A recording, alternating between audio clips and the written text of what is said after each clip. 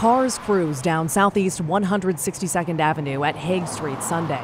All evidence of what happened here overnight is seemingly gone. It's kind of scary. This man slept through the gunshots, only finding out what happened at his intersection watching TV Sunday morning. And they said there was a shooting around midnight, and I'm like jumping up, going to his room and saying, "Hey, did you just see that on the news?" Portland police, who snapped these photos, say the shooter fired from one car into another, narrowly missing 3 people inside: a man, his girlfriend, and her 6-year-old daughter.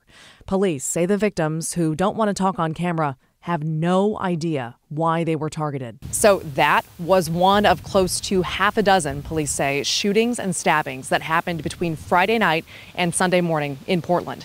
In another instance, they say, in this neighborhood near Southeast 174th and Alder, a 15-year-old boy was stabbed in the back, and he has serious injuries. And keep in mind, this neighborhood is also home to an elementary school.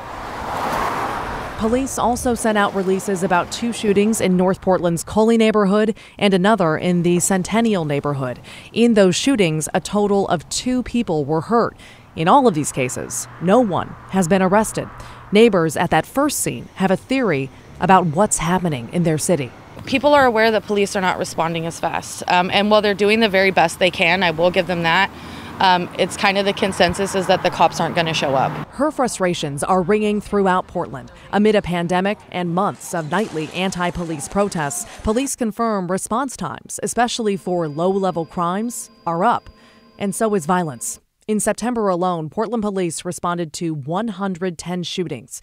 In September of last year, they responded to 32. That's a 243% increase. Shootings for the entire year are up 82% over 2019.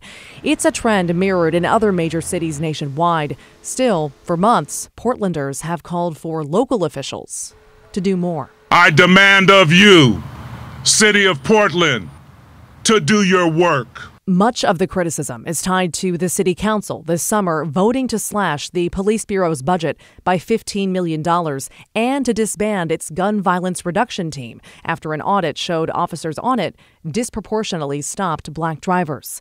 Months later, Mayor and Police Commissioner Ted Wheeler has said he's considering reinstating certain elements of that team. His opponent in next month's election, Sarah Ayanna Roan, opposes that.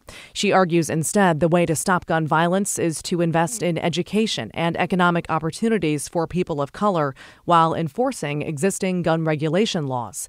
Meanwhile, Sunday, a spokesman for Portland Police sent us a statement, writing, "For some lower priority calls, our response time can be lengthy, and we recognize that can be frustrating." He added, "A violent crime in progress always is top priority. PPB will absolutely show up." Maggie Vespa, KGW News.